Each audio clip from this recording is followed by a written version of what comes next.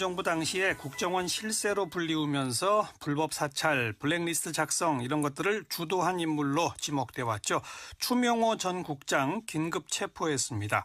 그리고 이 추 전 국장은 국정원 개혁위를 통해서 우병우 전 민정수석의 비선 라인이다 이런 의혹도 제기된 인물입니다. 지난해 최순실 게이트 청문회에서 바로 이 관련 제보가 있다고 주장했던 더불어민주당의 박영선 의원을 연결해 봅니다. 박 의원 안녕하세요. 네, 안녕하세요. 네, 작년 12월 청문회에서 어떤 제보가 있다라고 말씀하시는데 어떤 제보였어요? 그때 이제 커다랗게 세 가닥의 제보였습니다. 예. 하나는 이제 국정원의 추명호 국장이 우병우 민정수석에게 직보를 한다. 국정원장에게도 알리지도 않고 예. 매우 자주 만나서 뭔가를 직보를 한다라는 거 하고요. 예. 그 다음에 두 번째는 이 추명호 국장이 최순실과 관련된 비리를 수집한 국정원 직원들을 오히려 잘했다고 해야 되는 거 아닙니까? 국정원의 특성상. 예. 그런데 이 사람들을 다 지방 발령 좌천을 시켜버렸다. 예. 그리고 문책을 한다. 예. 이런 거 수집해오지 말라고 한다. 라는 거 하고요. 예. 그다음에 세 번째로는 이제 이 추명호라는 사람이 그럼 과연 누구냐? 그러니까 인수위 때부터 이제 그 박근혜 대통령의 국정 운영에 쭉 관여를 했었는데 예. 이 인척이 그 1998년 대구 달성에 당시 한나라당 간부였었다. 예. 그렇기 때문에 박근혜 대통령 이 인척이라는 사람이 박근혜 대통령과 아주 오래전부터 가까운 사이였다. 아하. 이런 정도의 그 제보가 들어왔었습니다. 그래서 네. 제가 네. 이 제보를 바탕으로 해서 여기저기 좀 확인을 해보니까 이게 사실이다. 예. 라고 제가 이제 좀 확신이 서서 예. 우병우 전 민정수석에게 추국장을 아느냐 이제 이렇게 질문을 했었던 것이죠. 네. 그때 질문하니까 우병우 전 수석이 뭐 한 번인가 만났고 전화 통화는 그렇습니다. 가끔 한다 이랬었죠? 네. 그런 정도로 이제 얘기를 했고요. 예. 나머지 사실에 대해서는 이제 부인을 했었죠. 네. 그런데 이번에 국정원 개혁위원회에서 그다음에 검찰에서 첫 번째, 두 번째 지금 방금 정리해 주신 두 제보는 다 사실로 드러났네요. 그렇습니다. 예. 뭐 최순실 관련된 보고를 모두 몇 차례나 했다고요? 뭐 굉장히 많이 했다고 제가 그렇게 이제 들었는데 예. 그 최순실과 관련된 모든 보고를 중간에서 그러니까 아예 이렇게 틀어막고 있었던 거죠. 예. 그리고 이것을 우병우 민정수석에게만 직보를 했던 것으로 보여지고 그 그러니까 어떤 하나의 팀을 꾸려서 아예 이제 그렇게 활동을 했던 것으로 보여집니다. 네. 국정원장한테 자기 직속 상관인 국정원장한테도 보고 안 하고 우병우 수석한테만 바로 최순실 네. 관련 보고를 계속 지속적으로 해왔다. 네네네. 그런데 그 당시 우병우 전 수석은 최순실 진짜 모른다고 그랬었잖아요. 그렇습니다. 그런데 이분이 모른다고 했던 것은 거짓말이 아닐까 저는 그렇게 생각합니다. 네. 아니 그러니까 지금 국정원 개혁위원회에서 밝혀낸 바에 따르면 모두 170여 차례 정도나 되는 최순실 네. 관련된 각종 뭐 동향 보고 그렇죠. 등등을 우병우 전 수석한테 직보했다는 얘기인데 네네. 그 보고서를 그러면 읽어보지도 않고 쓰레기통에 버렸으면 모르겠습니다만 그러니까요. 네. 지속적으로 이렇게 읽어봤다면 모를 수가 없는 거죠. 그렇습니다. 그러니까 너무 기가 막히다라는 생각이 듭니다. 네. 자, 그뿐 아니라 뭐 각종의 불법 사찰 뭐 그 가운데는 이석수 감찰관 얘기도 또 나오더라고요. 그렇죠. 이제 이석수 감찰관이 이제 제대로 뭔가 조금 일을 해보려고 예. 이제 하니까 예. 이것을 막으려고 우병우 수석이 이제 추명호 국장을 서로 이제 이용했던 것이 아닌가 이렇게 생각이 됩니다. 네. 바로 그 이석수 감찰관이 우병우 전 수석을 감찰하니까 그렇죠. 우병우 네. 전 수석은 추명호 국장한테 지시를 해서 반대로 이석수 감찰관을 뒤져라. 그렇죠. 그리고 뭐 민간인들에 대한 불법 사찰, 또 블랙리스트 작성 이런 것들은 지금 어느 정도 밝혀지고 있습니까? 지금까지 뭐 언론에 보도된 내용들이 아마 현재까지 밝혀진 것에 아마 대부분일 텐데요. 예. 이 어떤 그 박근혜 정권 당시에는 이제 우병우 수석과 이 추명호 국장 사이에 있었던 어떤 이런 사찰과 관련된 부분만 지금 밝혀지고 있지만 예. 여기에 원조는 사실은 이명박 전 대통령이죠. 예. 그러니까 이명박 전 대통령이 민간인 사찰을 해서 그 민간인 사찰 자체가 문제가 됐었고 청와대가 여기에 직접 개입을 하고 그리고 이명박 대통령의 비서실장이 이 민간인 사찰을 했던 팀에게 경력금을 줬던 것까지 예. 그때 문제가 되지 않았었습니까? 예. 그래서 사실은 저는 이 민간인 사찰과 관련된 부분의 원조는 그 이명박 정권부터 내려왔던 것이기 때문에 예. 여기에는 그 청와대도 자유로울 수 없고 검찰도 자유로울 수가 없다라고 저는 보고 있습니다. 예.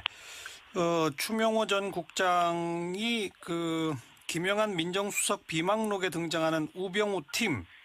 네. 그 비망록에 등장하는 우병우 팀이 바로 추명호 국장 바로 팀입니까? 네, 그렇죠. 지금 말씀하신 바로 그거죠. 그러니까 그 최순실에 대한 그 정보 수집을 못하게 하고 예. 그 우병우 민정수석에 직보했던 그 팀입니다. 근데 이 팀에서 예. 미르재단과 그 K스포츠에 관한 그러한 그 각종 그 문제가 있다라는 정보도 수집을 했던 것으로 예. 그때 제가 그렇게 기억을 하고 있고요. 예. 근데 그것을 수집을 해놓고는 우병우 수석에게 보고만 하고 거기서 이제 그냥 뭉개버린 거죠. 예. 뭉개버린 거고 또 심지어는 나중에는 이 팀들이 그 기업의 IO들한테 기부금을 좀 많이 내라. 라는 어떤 그런 간접적인 사인까지 보냈던 것으로 제가 그렇게 기억하고 있습니다. 예. 그러니까 뭐 그런 문제가 있다. 국정농단의 문제를 차단하기는커녕 오히려 그걸 도와준 거군요. 도와주고 그리고 이제 방조한 거죠. 쉬쉬한 거죠. 네. 그러니까 이 최순실의 실체를 김기춘 비서실장도 알고 있었지만 그것을 그냥 묵인했던 거고요. 예. 우병우 전 민정수석도 저는 그렇게 묵인했던 것으로 그렇게 보여집니다. 네, 알고 있었으나 묵인한 것이죠. 묵인이 아니라 방금 표현은 국정원 팀이 기업들한테 돈 내도록 오히려 저걸 했다면 도와준 거죠. 글쎄, 이제 그거는 해석하기 나름인데요. 아하. 그러니까 제 얘기는 민정수석이라는 위치에서 봤을 때 예, 민정수석은 잘못된 것을 파헤치는 자리 아닙니까? 그렇죠. 그런데 그렇죠. 그 잘못된 것을 파헤치라는 그 사람한테 고양이한테 생선을 계속 갖다 주고 있었던 거니까요. 예. 방조하고 뭐 이제 이랬던 것이죠. 네. 네. 긴급 체포했으니까 이제 48시간 일단 그 신병을 확보한 거고 아마 빠르면 내일쯤 구속영장 청구가 들어갈 것 같은데 앞으로 검찰 수사는 어떻게 이루어져야 한다고 보십니까? 저는 검찰이 지금 이제 뭐 국정원에서 이렇게 부분적으로 나오는 이러한 수사를 헉헉거리면서 이렇게 쫓아갈 것이 아니라 네. 사실 지금 검찰 내부에는 내부적으로 보면 이명박 정권 시절에 이런 어떤 각종 민간인 사찰이라든가 지금 문제가 되고 있는 다스는 과연 누구의 것이냐, 이명박 전 대통령의 것이냐에 대한 물음에 답을 할 수 있는 그 서류가 검찰 캐비넷 안에 들어있거든요. 국정원 캐비넷 안에? 검찰의 캐비넷 안에도 검찰에? 예. 네. 예. 그래서 검찰의 그 수사를 담당했던 검사들도 지금 현재 그 현직 검사로 있고요. 네네. 그렇기 때문에 저는 검찰이 국민한테 석고대죄하고 어허. 우리가 그 당시에 이렇게 잘못했습니다 하고 그 캐비넷을 열어서 네. 저는 솔직하게 여기서 다시 털고 가지 않으면 예. 검찰 개혁도 그 겉핥기에만 그칠 수 있다 이렇게 보고 있습니다. 예. 그리고 뭐 우병우 전 수석에 대한 재조사도 있어야 되겠죠? 당연히 그건 해야 된다고 저는 생각합니다. 왜냐하면 우병우 전 수석에 대한 수사는 팔이 안으로 굽는 그 검찰의 그냥 형식적인 수사였었기 때문에 예. 이 부분에 대한 재수사는 반드시 철저하게 해야 된다라고 알겠습니다. 생각하고 있습니다. 방금 그 다스 문제 언급하신 김에 박 의원님이 네네. 얼마 전 국감에서 다스가 상속세 내는 과정에서 뭐 국세청이 도움을 줬다 이런 의혹을 그렇습니다. 제기하는데 무슨 내용입니까? 다스가 이제 과연 누구의 것이냐가 지금 국민들의 최대 관심사지 않습니까? 예. 그런데 이 다스의 주인이라고 알려진 김재정 씨가 사망을 하고 나서 예. 이 김재정 씨 명의로 되어 있는 부동산이라든가 각종 재산들이 있는데 예. 이것을 그 상속세를 내는 데 있어서 이 부동산을 담보로 해서 보통 이제 이 국세청이 받아줍니다. 예, 예. 그런데 국세청이 그 담보들이 근저당 설정이 되어 있다는 이유로 해서 다스의 주식으로 이제 그 물납을 받아주는데요. 예. 이 주식으로 물납을 받아주는 경우는 이것도 저것도 안 되는 경우에 어쩔 수 없는 경우에 받아주는 것이거든요. 예. 그런데 이 근저당 설정의 과정을 보면 그 상속세를 내야 되는 마지막 날 가서 근저당을 설정한 물건이 하나가 있고요. 아하. 또 충북에 있는 땅 같은 경우는 이명박 전 대통령의 이름으로 190만 원 근저당 설정이 돼 있다는 것으로 해서 그 땅도 피해갔습니다. 아니 딱 그러면 딱 190만 원 근저당으로. 네, 그렇습니다. 네. 예, 예. 그렇다면 그 땅의 주인은 실제 주인은 누구냐는 것입니다. 그러니까 그렇죠. 그 김재정이라는 사람 이름으로 되어 있지만 그것은 이명박 전 대통령의 땅이라는 것이 거의 확실하고요. 네. 국세청이 그걸 알면서도 그냥 피해갔다면 이건 국세청도 하나의 그 당시에는 동조 세력이었다. 네. 그래서 여기에 대한 대책이 마련돼야 되는 것 아니냐. 그리고 이러한 국세청의 그 근저당 설정이 되어 있는 그 자료가 다스가 이명박 전 대통령의 것이라는 것을 확신을 갖게 해주는 하나의 근거 자료다, 예. 증거물이다. 예, 이런 그 의문을 충분히 제기할 수 있다. 이렇게 국감에서 질의를 했었습니다. 그랬더니 국세청장은 뭐라고 답변하던가요? 국세청장은 그 당시에 이제 본인 책임은 아니죠. 지금은 이제 청장이 바뀌었으니까요. 그렇죠. 예. 그래서 살펴보겠다고는 하는데 이제 더 큰 문제는 이 국세청, 그러니까 국가가 갖고 있는 다스의 주식, 공식적으로는 기획재정부가 갖고 있는 걸로 되어 있는데요. 네. 19%에 해당하는 예. 이것이 6차례나 지금 유찰이 됐습니다. 그래서 실질적으로 상속세를 지금 단 한 푼도 받지를 못했고요. 예. 결국은 휴지 조각을 들고 있는 형태나 마찬가지로 지금 그런 형국으로 몰려가고 있다는 것. 네. 이것에 대한 이제 그 대책이 필요하지 않냐. 저는 그렇게 보고 있습니다. 다스는 지금 비상장 주식이죠. 그렇습니다. 예. 이게 6차례나 유찰이 된 이유는 뭐라고 생각하세요? 아무도 안 삽니다. 팔려고 내놨는데. 왜 그럴까요? 그거를 저는 좀 수사를 해봐야 된다고 생각합니다. 왜냐하면 이게 이제 6차례 유찰이 되면은요. 예. 무슨 문제가 또 발생을 하냐면요. 수의 계약이 가능한 상태가 돼버리거든요. 네, 네. 그럼 수의 계약이 가능한 상태가 돼버리면 다스의 비상장 주식을 특수관계인도 얼마든지 매입이 가능하죠. 그러니까 그렇게 되죠. 다시 이게 이명박 전 대통령의 손으로 다시 들어갈 수도 있는 그런 상황이고 아하. 또 상속세보다 낮은 가격으로 매입을 한다면 그만큼 차익이 편법적인 탈세로 이어지는 그렇죠. 것이고 봐주는 꼴이 되는 네. 이런 상황으로 지금 도달하게 되어 있는 상황이기 때문에 예. 저는 이 부분에 있어서 기획재정부와 국세청이 정신 바짝 차리고 이것을 정말 그 명징하게 해결하지 않는다면 예. 이것도 또한 문제가 될 것이다라고 보고 있습니다. 그러니까 상당한 수익을 내고 있는 기업 아닙니까, 다스가? 그렇습니다. 근데 예. 그 주식이 6차례나 유찰됐다면 그것도 뭔가 석연치 않으니까 그 유찰된 과정도 수사가 필요하다. 네. 왜냐하면 최초 매각 예정가가 1,426억이었었는데요. 네. 지금 856억 원까지 하락을 했습니다. 예, 예. 네. 그러니까 이것은 제가 보기에는 이러한 상황으로 몰리게끔 국세청에서 상당히 이것도 방조했다는 그런 네. 의심을 품을 수가 있는 것이죠. 아니면 애초에 그 주식을 세금으로 대신 받아주면서 너무 높게 가격을 책정해 준 거군요. 그럴 수도 있죠. 네. 예.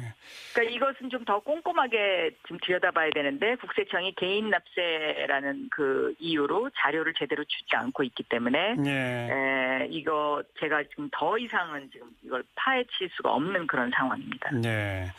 박영선 의원께서는 다스가 누구 거라고 생각하세요? 저는 90% 이명박 전 대통령의 것이 아닐까 이렇게 생각을 하고 있습니다. 그래서 이 다스가 누구 것이냐에 대한 해답은 검찰의 캐비넷 속에 그 답이 딱 들어있다. 거기에 그 두 가지 증거가 있는데요. 예. 하나는 지금 말한 이런 어떤 국세청의 상속세와 관련된 부분도 하나의 증거 자료가 될 수 있고요. 예. 또 하나는 도곡동 땅이 제3자의 것이다라고 이미 검찰이 한번 밝히지 않았습니까? 예. 그럼 그 제3자가 누군지 올해 2월에 그런 파일이 나왔어요. 우병우 전 민정수석 청탁용 인사 파일. 네, 관련해서 장시호 씨가 찍어놓은 사진 파일이었습니다. 그렇죠. 예. 장시호 씨가 이제 이모 심부름으로 파일을 배달하다가 그걸 찍어뒀다. 네, 휴대전화로요. 네, 네. 휴대전화 찍어뒀고 그 파일이 이제 장시호 씨가 운영하던 한국 동계 영재센터인가요? 네, 영재 스포츠센터라고 합니다. 그 직원의 하드에 있었다. 그게 이제 2월에 진작에 밝혀졌어요. 진작 2월에. 예. 거기에 이제 이철성 경찰청장, 우리은행장 그리고 KTNG 사장 3인의 인사청탁 내용이 들어있었다는 거잖아요. 예.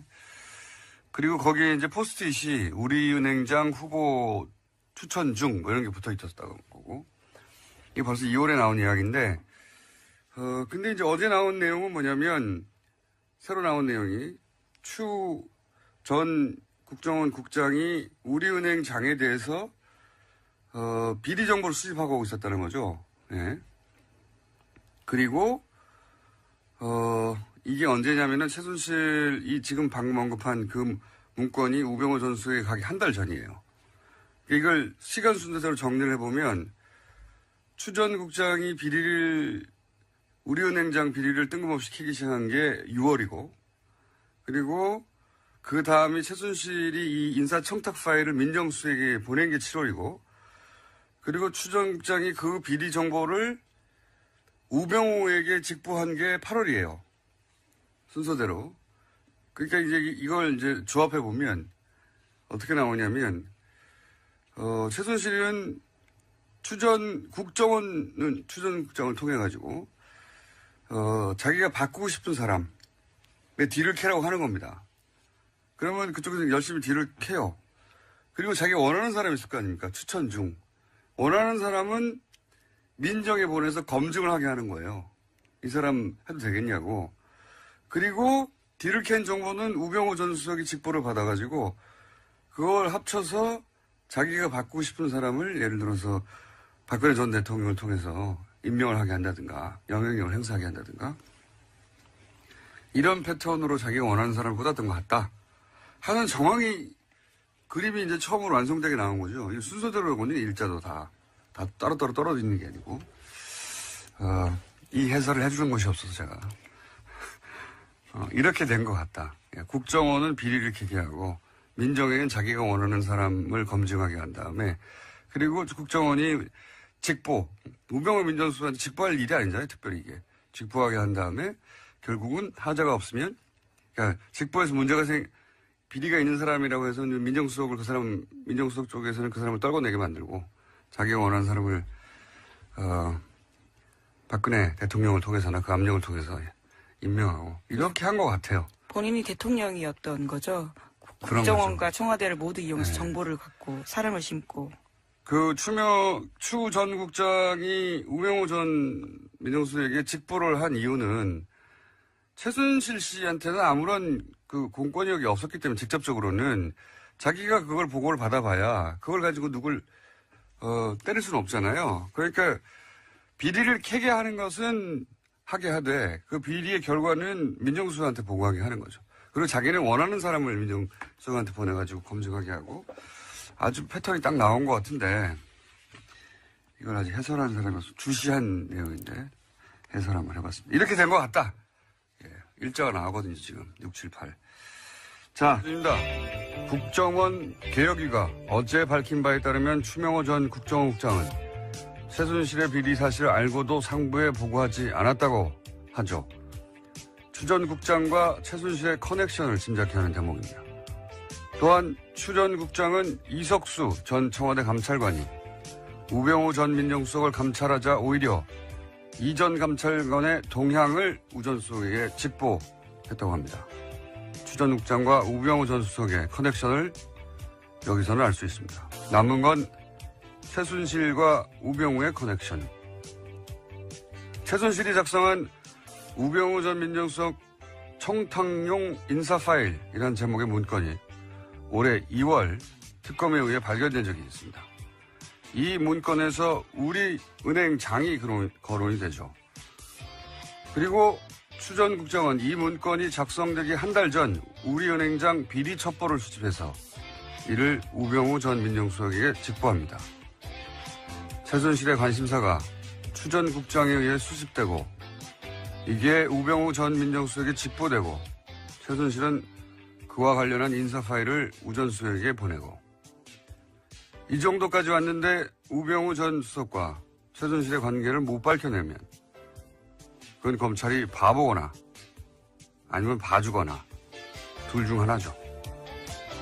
그렇기 때문에 다스는 누구 겁니까? 김원준 생각이었습니다.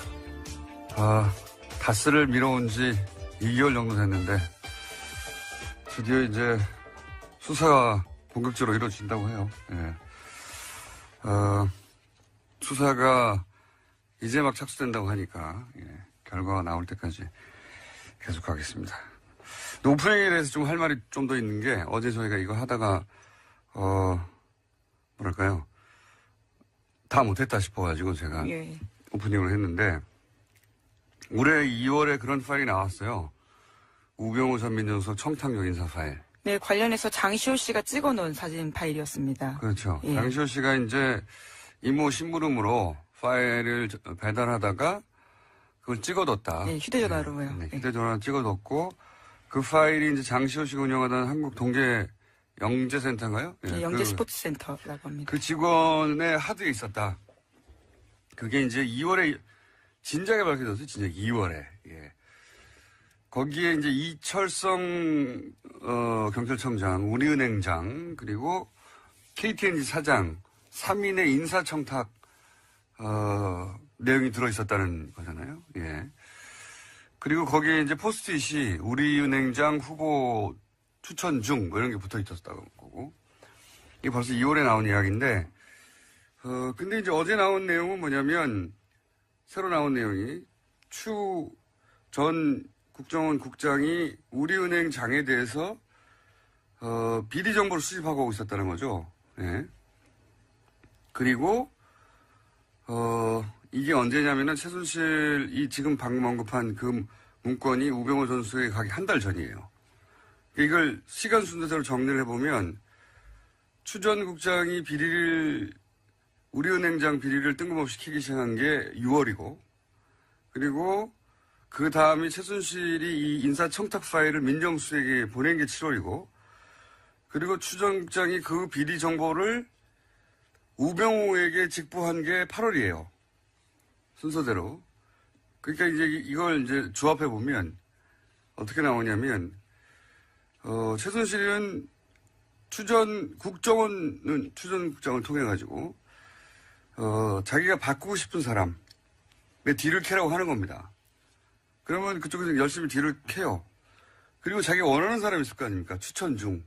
원하는 사람은 민정에 보내서 검증을 하게 하는 거예요. 이 사람 해도 되겠냐고. 그리고 뒤를 캔 정보는 우병우 전 수석이 직보를 받아가지고 그걸 합쳐서 자기가 바꾸고 싶은 사람을 예를 들어서 박근혜 전 대통령을 통해서 임명을 하게 한다든가 영향력을 행사하게 한다든가 이런 패턴으로 자기가 원하는 사람을 꽂았던 것 같다 하는 정황이 그림이 이제 처음으로 완성되게 나온 거죠. 순서대로 보니 일자도 다 따로따로 떨어져 있는 게 아니고 이 해설을 해주는 것이 없어서 제가 이렇게 된 것 같다. 국정원은 비리를 캐리하고 민정에겐 자기가 원하는 사람을 검증하게 한 다음에 그리고 국정원이 우병우 민정수석한테 직보할 일이 아니잖아요. 특별히 이게. 직보하게 한 다음에 결국은 하자가 없으면 그러니까 직보에서 비리가 있는 사람이라고 해서 민정수석 쪽에서는 그 사람을 떨궈내게 만들고 자기가 원하는 사람을 박근혜 대통령을 통해서나 그 압력을 통해서 임명하고 이렇게 한 것 같아요. 본인이 대통령이었던 거죠. 국정원과 청와대를 모두 이용해서 정보를 갖고 사람을 심고. 추 전 국장이 우병우 전 민정수석에게 직보를 한 이유는 최순실 씨한테는 아무런 그 공권력이 없었기 때문에 직접적으로는 자기가 그걸 보고를 받아봐야 그걸 가지고 누굴 때릴 수는 없잖아요. 그러니까 비리를 캐게 하는 것은 하게 하되 그 비리의 결과는 민정수석한테 보고하게 하는 거죠. 그리고 자기는 원하는 사람을 민정수석한테 보내가지고 검증하게 하고 아주 패턴이 딱 나온 것 같은데 이건 아직 해설하는 사람이라서 주시한 내용인데 해설 한번 해봤습니다. 이렇게 된 것 같다. 예, 일자가 나오거든요 지금.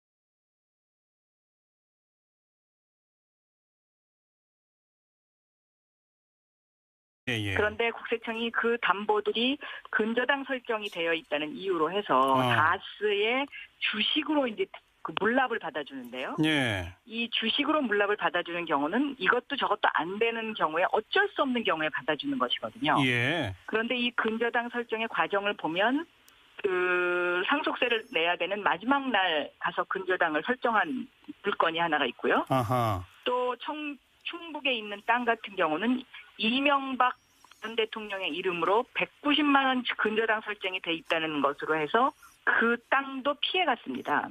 아니 딱 그러면 190만 원 근저당으로. 네, 그렇습니다. 네. 예, 예. 그렇다면 그 땅의 주인은 실제 주인은 누구냐는 것입니다. 그러니까 그렇죠. 그 김재정이라는 사람 이름으로 되어 있지만 그것은 이명박 전 대통령의 땅이라는 것이 거의 확실하고요. 네. 국세청이 그걸 알면서도 그냥 피해갔다면 이건 국세청도 하나의 그 당시에는 동조 세력이었다. 네. 그래서 여기에 대한 대책이 마련돼야 되는 것 아니냐. 그리고 이러한 국세청의 그 근저당 설정이 되어 있는 그 자료가 다스가 이명박 전 대통령의 것이라는 것을 확신을 갖게 해주는 하나의 그 근거 자료다, 예. 증거물이다. 예, 예. 이런 그 의문을 충분히 제기할 수 있다. 이렇게 국감에서 질의를 했었습니다. 그랬더니 국세청장은 뭐라고 답변하던가요? 국세청장은 그 당시에 이제 본인 책임은 아니죠. 지금은 이제 청장이 바뀌었으니까요. 그렇죠. 예. 그래서 살펴보겠다고는 하는데 이제 더 큰 문제는 이 국세청, 그러니까 국가가 갖고 있는 다스의 주식, 공식적으로는 기획재정부가 갖고 있는 걸로 되어 있는데요. 네. 29%에 해당하는 예. 이것이 6차례나 지금 유찰이 됐습니다.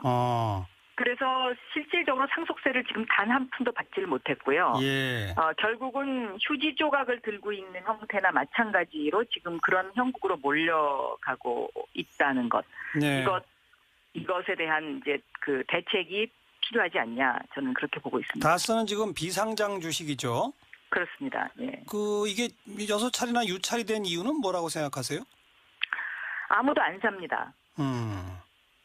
팔려고 내놨는데. 왜 그럴까요? 그거를 저는 좀 수사를 해봐야 된다고 생각합니다. 왜냐하면 이게 이제 6차례 유찰이 되면은요. 예. 무슨 문제가 또 발생을 하냐면요.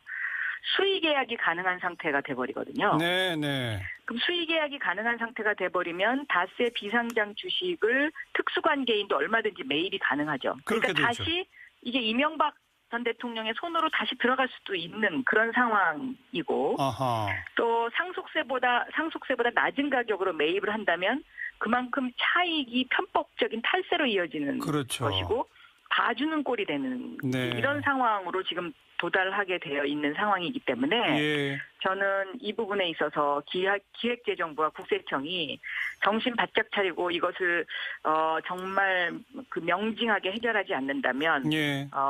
이것도 또한 문제가 될 것이다라고 보고 있습니다. 그러니까 상당한 수익을 내고 있는 기업 아닙니까, 다스가? 그렇습니다. 근데 예. 그 주식이 6차례나 유찰됐다면 그것도 뭔가 석연치 않으니까 그 유찰된 과정도 수사가 필요하다. 네. 왜냐하면 최초 매각 예정가가 1,426억이었었는데요. 네. 지금 856억 원까지 하락을 했습니다. 예, 예.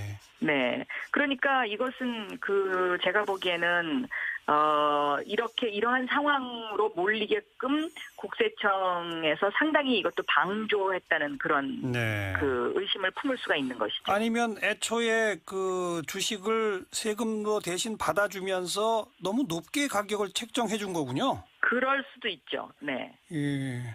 그러니까 이것은 좀 더 꼼꼼하게 좀 들여다봐야 되는데 국세청이 개인 납세라는 그 이유로 자료를 제대로 주지 않고 있기 때문에 네. 이거 제가 지금 더 이상은 지금 이걸 파헤칠 수가 없는 그런 상황입니다. 네. 박영선 의원께서는 다스가 누구 거라고 생각하세요? 저는 90% 이명박 전 대통령의 것이 아닐까 이렇게 생각을 하고 있습니다. 그래서 이 다스가 누구 것이냐에 대한 해답은 검찰의 캐비넷 속에 그 답이 딱 들어있다. 거기에 그 두 가지 증거가 있는데요. 예. 하나는 지금 말한 이런 어떤 국세청의 상속세와 관련된 부분도 하나의 증거 자료가 될 수 있고요. 예. 또 하나는 도곡동 땅이 제3자의 것이다라고 이미 검찰이 한번 밝히지 않았습니까? 예. 그럼 그 제3자가 누군지 올해 2월에 그런 파일이 나왔어요. 우병우 전 민정수석 청탁 요인사 파일. 네, 관련해서 장시호 씨가 찍어놓은 사진 파일이었습니다. 그렇죠. 예. 장시호 씨가 이제 이모 심부름으로 파일을 배달하다가 그걸 찍어뒀다. 네, 휴대전화로요. 네, 네. 휴대전화로 찍어뒀고 그 파일이 이제 장시호 씨가 운영하던 한국 동계 영재센터인가요? 네, 영재 스포츠센터라고 합니다. 그 직원의 하드에 있었다. 그게 이제 2월에 진작에 밝혀졌어요. 진작 2월에. 예. 거기에 이제 이철성 경찰청장, 우리은행장 그리고 KTNG 사장 3인의 인사청탁 내용이 들어있었다는 거잖아요. 예. 그리고 거기에 이제 포스트잇이 우리은행장 후보 추천 중 이런 게 붙어 있었다고 거고. 이게 벌써 2월에 나온 이야기인데 근데 이제 어제 나온 내용은 뭐냐면 새로 나온 내용이 추 전 국정원 국장이 우리은행 장에 대해서 비리 정보를 수집하고 있었다는 거죠. 예. 그리고 이게 언제냐면은 최순실이 지금 방금 언급한 그 문건이 우병우 전 수석에 가기 한 달 전이에요. 이걸 시간 순서대로 정리를 해보면 추 전 국장이 우리은행장 비리를 뜬금없이 캐기 시작한 게 6월이고 그리고 그 다음에 최순실이 이 인사청탁 파일을 민정수석에게 보낸 게 7월이고 그리고 추 전 국장이 그 비리 정보를 우병우에게 직보한 게 판관인 국정원장한테도 보고 안 하고 우병우 수석한테만 바로 최순실 네. 관련 보고를 계속 지속적으로 해왔다. 네네네. 그런데 그 당시 우병우 전 수석은 최순실 진짜 모른다고 그랬었잖아요.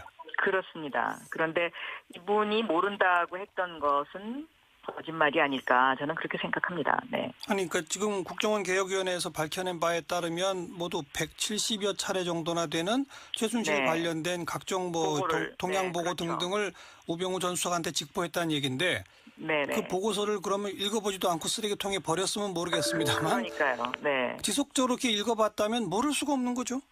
그렇습니다. 그러니까 너무 기가 막히다라는 생각이 듭니다. 네. 자, 그뿐 아니라 뭐 각종의 불법 사찰 뭐 그 가운데는 이석수 감찰관 얘기도 또 나오더라고요. 그렇죠. 이제 이석수 감찰관이 이제 제대로 뭔가 조금 일을 해보려고 예. 이제 하니까 예. 이것을 막으려고 우병우 수석이 이제 추명호 국장을 서로 이제 이용했던 것이 아닌가 이제 이렇게 예. 생각이 됩니다. 네, 바로 그 이석수 감찰관이 우병우 전 수석을 감찰하니까 그렇죠. 우병우 네. 전 수석은 추명호 국장한테 지시를 해서 반대로 이석수 감찰관을 뒤져라. 그렇죠. 아, 그리고 뭐 민간인들에 대한 불법 사찰, 또 블랙리스트 작성 이런 것들은 지금 어느 정도 밝혀지고 있습니까? 지금까지 뭐 언론에 보도된 내용들이 아마 현재까지 밝혀진 것에 아마 대부분일 텐데요. 예.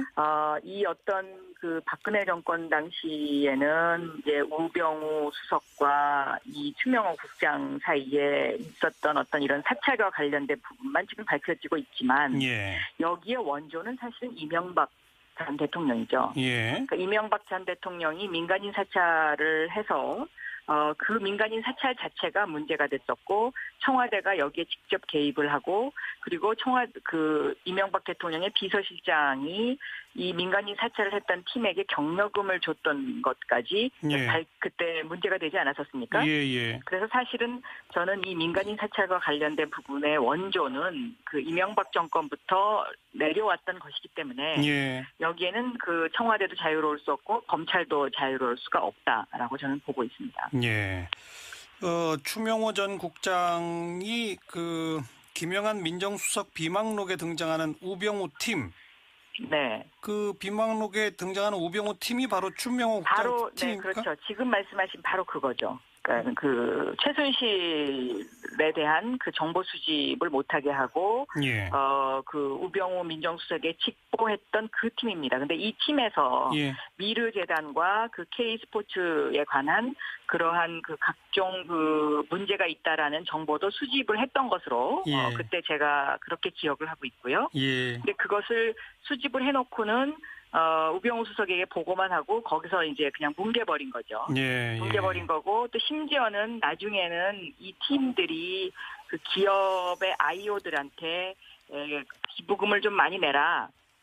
라는 어떤 그런 간접적인 사인까지 보냈던 것으로 제가 그렇게 기억하고 있습니다. 예. 그러니까 뭐 그런 문제가 있다. 국정농단의 문제를 차단하기는커녕 오히려 그걸 도와준 거군요. 도와주고 그리고 이제 방조한 거죠. 쉬쉬한 거죠. 네. 그러니까 이 최순실의 실체를 김기춘 비서실장도 알고 있었지만 그것을 그냥 묵인했던 거고요. 예. 우병우 전 민정수석도 저는 그렇게 묵인했던 것으로 그렇게 보여집니다. 네, 알고 있었으나 묵인한 것이죠. 묵인이 아니라 방금 표현은 국정원 팀이 기업들한테 돈 내도록 오히려 저걸 했다면 도와준 거죠. 글쎄, 이제 그거는 해석하기 나름인데요. 아하. 그러니까 제 얘기는 민정수석이라는 위치에서 봤을 때 예, 민정수석은 잘못된 것을 파헤치는 자리 아닙니까? 그렇죠. 그런데 그렇죠. 그 잘못된 것을 파헤치라는 그 사람한테 고양이한테 생선을 계속 갖다 주고 있었던 거니까요. 예, 예. 방조하고 이제 이랬던 것이죠. 네. 네. 긴급 체포했으니까 이제 48시간 일단 그 신병을 확보한 거고 아마 빠르면 내일쯤 구속영장 청구가 들어갈 것 같은데 앞으로 검찰 수사는 어떻게 이루어져야 한다고 보십니까? 저는 검찰이 지금 이제 국정원에서 이렇게 부분적으로 나오는 이러한 수사를 헉헉거리면서 이렇게 쫓아갈 것이 아니라 네. 사실 지금 검찰 내부에는 내부적으로 보면 이명박 정권 시절에 이런 어떤 각종 민간인 사찰이라든가 지금 문제가 되고 있는 다스는 과연 누구의 것이냐, 이명박 전 대통령의 것이냐에 대한 물음에 답을 할 수 있는 그 서류가 검찰 캐비넷 안에 들어있거든요. 국정원 캐비넷 안에? 검찰의 캐비넷 안에도 검찰에? 예, 네. 예. 그래서 검찰의 그 수사를 담당했던 검사들도 지금 현재 그 현직 검사로 있고요. 네네. 그렇기 때문에 저는 검찰이 국민한테 석고대죄하고 어허. 우리가 그 당시에 이렇게 잘못했습니다 하고 그 캐비넷을 열어서 네. 저는 솔직하게 여기서 다시 털고 가지 않으면 예. 검찰 개혁도 그 겉핥기에만 그칠 수 있다 이렇게 보고 있습니다. 예. 그리고 우병우 전 수석에 대한 재조사도 있어야 되겠죠? 당연히 그건 해야 된다고 저는 생각합니다. 왜냐하면 우병우 전 수석에 대한 수사는 팔이 안으로 굽는 그 검찰의 그냥 형식적인 수사였었기 때문에 예. 이 부분에 대한 재수사는 반드시 철저하게 해야 된다라고 알겠습니다. 생각하고 있습니다. 방금 그 다스 문제 언급하신 김에 박 의원님이 네네. 얼마 전 국감에서 다스가 상속세 내는 과정에서 국세청이 도움을 줬다 이런 의혹을 그렇습니다. 제기하는데 무슨 내용입니까? 다스가 이제 과연 누구의 것이냐가 지금 국민들의 최대 관심사지 않습니까? 예.